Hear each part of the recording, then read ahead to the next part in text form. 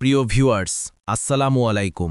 ইসলামের প্রাথমিক যুগে সাহাবায়ে কেরামগণ ছিলেন দ্বীনের জন্য নিবেদিত প্রাণ। তাদের জীবনের প্রতিটি ঘটনা আমাদের জন্য শিক্ষণীয়।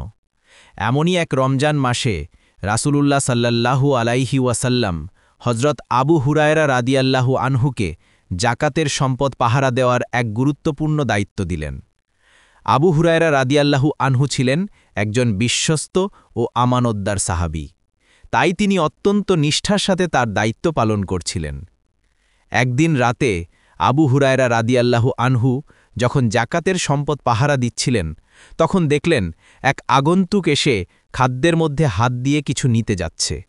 আবু হুরায়রা রাদিয়াল্লাহু আনহু তৎক্ষণাৎ তাকে ধরে ফেললেন এবং বললেন, আল্লাহর কসম, আমি অবশ্যই তোমাকে রাসূলুল্লাহ সাল্লাল্লাহু আলাইহি ওয়াসাল্লামের কাছে নিয়ে যাব। আগন্তুকটি তখন কাতর কণ্ঠে বলল, আমি খুব দরিদ্র মানুষ, আমার পরিবার আছে, আমার অভাব মারাত্মক। আবু হুরায়রা রাদিয়াল্লাহু আনহুর হৃদয়ে দয়ার উদ্রেক হল। তিনি তার উপর দয়া করে তাকে ছেড়ে দিলেন।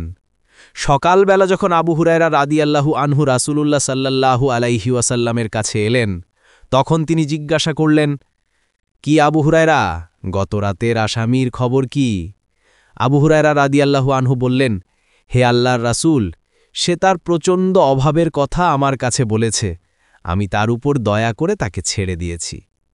রাসূলুল্লাহ সাল্লাল্লাহু আলাইহি ওয়াসাল্লাম মুচকি হেসে বললেন, অবশ্য সে তোমাকে মিথ্যা বলেছে, দেখবে সে আবার আসবে। আবু হুরায়রা রাদিয়াল্লাহু আনহু কথাই বুঝে নিলেন, সে আবার আসবেই, কারণ রাসূলুল্লাহ সাল্লাল্লাহু আলাইহি ওয়াসাল্লামের কথা মিথ্যা হতে পারে না। আবু হুরায়রা রাদিয়াল্লাহু আনহু অপেক্ষায় থাকলেন। পরের রাতে সে আগন্তুক আবার এসে খাবারের মধ্যে হাত দিয়ে খুঁজতে লাগল। আবু হুরায়রা রাদিয়াল্লাহু আনহু তাকে ধরে ফেললেন এবং দৃঢ়কণ্ঠে বললেন, আল্লাহর কসম, আমি অবশ্যই তোমাকে রাসূলুল্লাহ সাল্লাল্লাহু আলাইহি ওয়াসাল্লামের কাছে নিয়ে যাব। আগন্তুকটি বলল, আমাকে ছেড়ে দাও, আমি খুব অসহায়, আমার পরিবার আছে, আমি আর আসব না। আবু হুরায়রা রাদিয়াল্লাহু আনহু এবারও তার উপর দয়া করে তাকে ছেড়ে দিলেন। সকালবেলা যখন আবু হুরায়রা রাদিয়াল্লাহু আনহু রাসূলুল্লাহ সাল্লাল্লাহু আলাইহি ওয়াসাল্লামের কাছে এলেন, তিনি আবার একই প্রশ্ন করলেন, কি আবু হুরায়রা, গতরাতে তোমার আসামি কি করেছে? আবু হুরায়রা রাদিয়াল্লাহু আনহু একই জবাব দিলেন। রাসূলুল্লাহ সাল্লাল্লাহু আলাইহি ওয়াসাল্লাম একই কথা বললেন, অবশ্য সে তোমাকে মিথ্যা বলেছে, দেখবে সে আবার আসবে। তৃতীয় দিন আবু হুরায়রা রাদিয়াল্লাহু আনহু অপেক্ষায় থাকলেন। সে আগন্তুক আবার এসে খাবারের মধ্যে হাত ঢুকিয়ে খুঁজতে লাগল। আবু হুরায়রা রাদিয়াল্লাহু আনহু তাকে ধরে ফেললেন এবং বললেন, আল্লাহর কসম, আমি অবশ্যই তোমাকে রাসূলুল্লাহ সাল্লাল্লাহু আলাইহি ওয়াসাল্লামের কাছে নিয়ে যাব। তুমি 3 বারের শেষবার এসেছ, বলেছ আসবে না, আবার এসেছ। এবার আগন্তুকটি বলল, আমাকে ছেড়ে দাও, আমি তোমাকে কিছু বাক্য শিক্ষা দেব, যা তোমার খুব উপকারে আসবে। আবু হুরায়রা রাদিয়াল্লাহু আনহু কৌতূহলী হয়ে জানতে চাইলেন, কি সে বাক্যগুলো? আগন্তুকটি বলল, যখন তুমি নিদ্রা যাবে, তখন আয়াতুল কুরসি পাঠ করবে, তাহলে আল্লাহর পক্ষ থেকে তোমাকে একজন রক্ষক পাহারা দেবে, আর সকাল পর্যন্ত শয়তান তোমার কাছে আসতে পারবে না।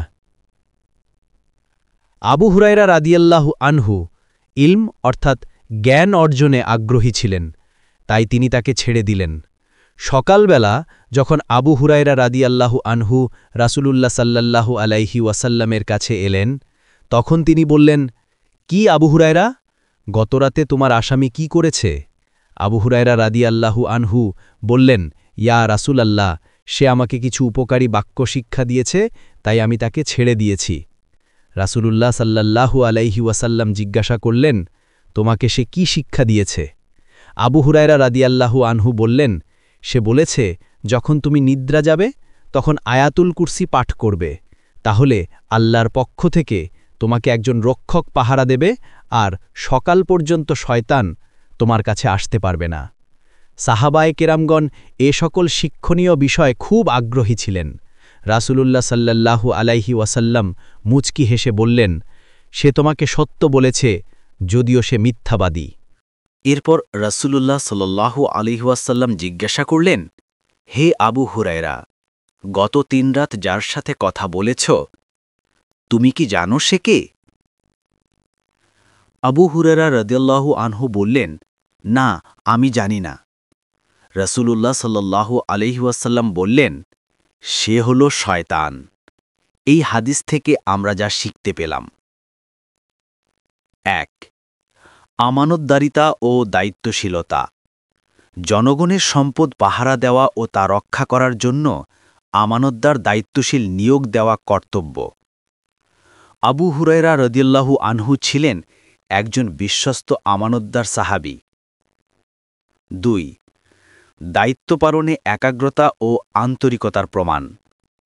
আবু হুরায়রা রাদিয়াল্লাহু আনহু দায়িত্ব পালনে একাগ্রতা ও আন্তরিকতার প্রমাণ দিলেন। তিনি রাতেও না ঘুমিয়ে জাকাতের সম্পদ পাহারা দিয়েছেন। ৩.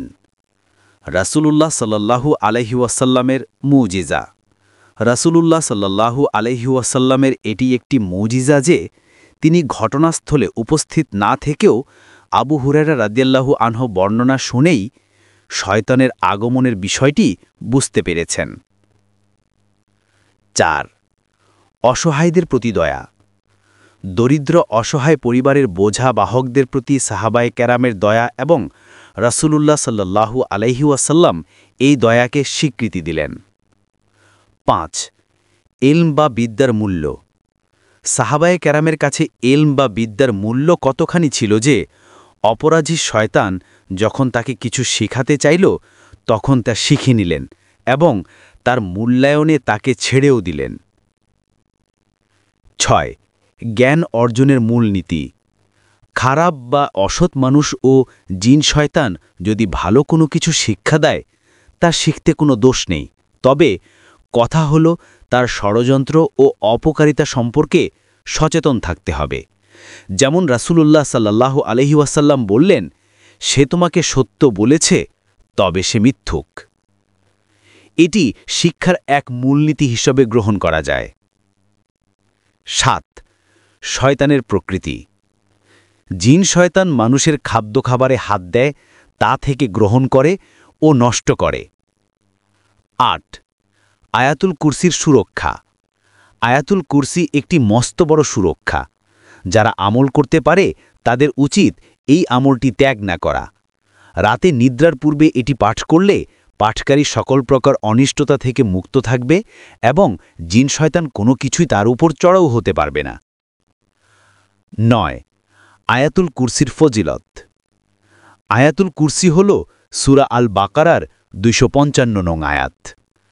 অর্থ, আল্লাহ, তিনি ছাড়া কোনো ইলাহ নেই, তিনি চিরঞ্জীব, সুপ্রতিষ্ঠিত ধারক, তাকে তন্দ্রা ও নিদ্রা স্পর্শ করে না, তার জন্যই আসমানসমূহে যা রয়েছে তা এবং জমিনে যা আছে তা।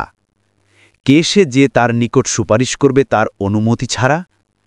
তিনি জানেন যা আছে তাদের সামনে এবং যা আছে তাদের পেছনে, আর তারা তার জ্ঞানের সামান্য পরিমাণও আয়ত্ত করতে পারে না, তবে তিনি যা চান তা ছাড়া।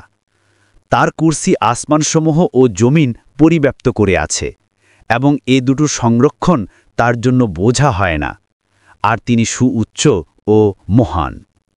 প্রিয় ভিউয়ার্স, এই ঘটনাটি আমাদের দেখায় যে আল্লাহর বাণী এবং তার রাসূলুল্লাহ সাল্লাল্লাহু আলাইহি ওয়াসাল্লামের সুন্নাহ আমাদের জন্য কত বড় রক্ষা কবচ। আল্লাহ আমাদের সকলকে এই শিক্ষাগুলো থেকে উপকৃত হওয়ার এবং আয়াতুল কুরসির আমলকে জীবনের অংশ বানানোর তৌফিক দিন। আমিন। এই ধরনের শিক্ষামূলক ইসলামিক গল্প শুনতে ও জানতে আমাদের চ্যানেলটি সাবস্ক্রাইব করুন এবং ভিডিওটি আপনার বন্ধু ও পরিবারের সাথে শেয়ার করুন।